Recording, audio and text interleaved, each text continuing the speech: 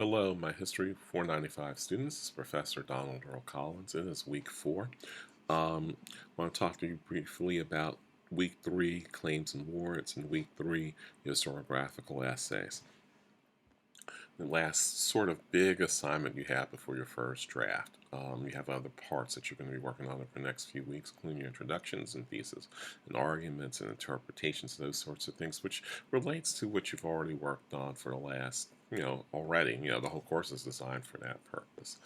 To basically build till you have a draft, and then you revise it to a final draft, and slapdash, you're done, right?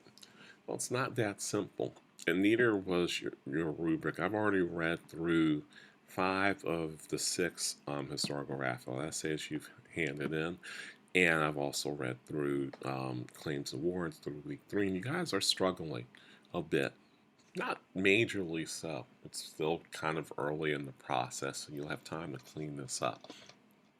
And that is with larger overarching arguments, interpretations, themes, and how they relate or may not relate to what you plan to argue, what your interpretation is, what you intend to show through your research, through the writing of your capstone paper or undergraduate thesis or whatever we're calling this, the beginnings of an undergraduate thesis anyway, which is to say that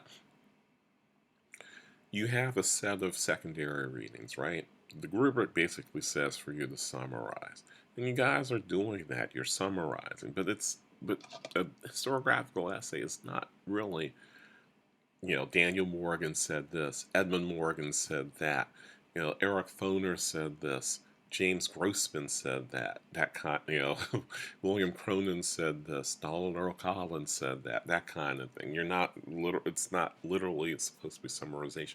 It's summarizing, analyzing, and synthesizing that material so that you understand where all of these people are coming from, what their approaches are, what the holes are in the literature, or in the historiography, what the holes are in terms of who's been talked about, who's not been talked about, topics that have been neglected, factors that have not been considered.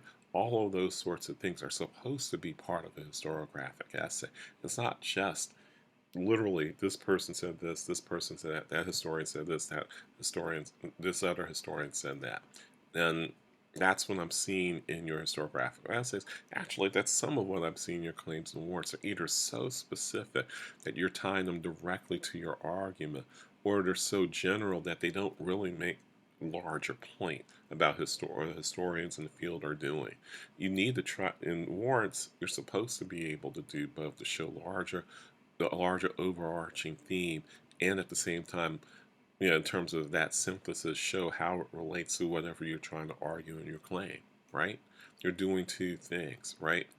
And only a couple of you were able to do that either somewhat successfully or wholly successfully. So, and I'm seeing the same thing in the historiography. So, I think to me, and this might come with revision, just as you continue to go through your primary sources, your secondary sources, come to better understand what you're trying to say, that sort of thing. But this is an important point to make: the historiographic essay, claims and warrants, or to be honest with you, your argument versus the overarching theme of what's in the field and how that relates to your argument or doesn't relate to your argument. Is what's missing. That's the missing piece between where most of you are with your historiographic essays and where you need to be when you finally finish your capstone paper. You really need to get that interpretive, synthesized piece in there where you're looking at the literature and say, you're looking at the literature, and I'll use an example from my own experience.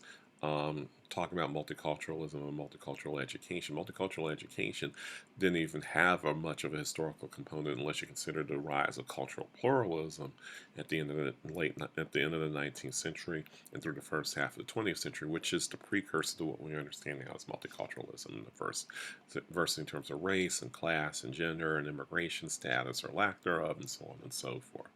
And when I looked at that literature, there were just huge holes in it. And so that's really when I wrote my historiographies on the literature around multiculturalism, multicultural education. I looked at it from that perspective, from the perspective of where are the holes in the literature, what groups have been neglected, what groups have been included, what histories have been and not been on this topic. And that's kind of what you're supposed to do. It is what you're supposed to do with historiographic essay.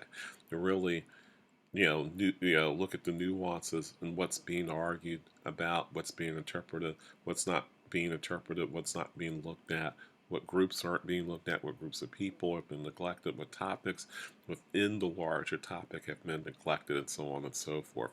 And that's where that needs to be. Because if it's not there, it's kind of hard to make your argument, right? Otherwise, you're just saying what everybody else is saying. And the point of doing this process is to begin to say something, however slightly different and slightly nuanced, different it is compared to what other historians have already said.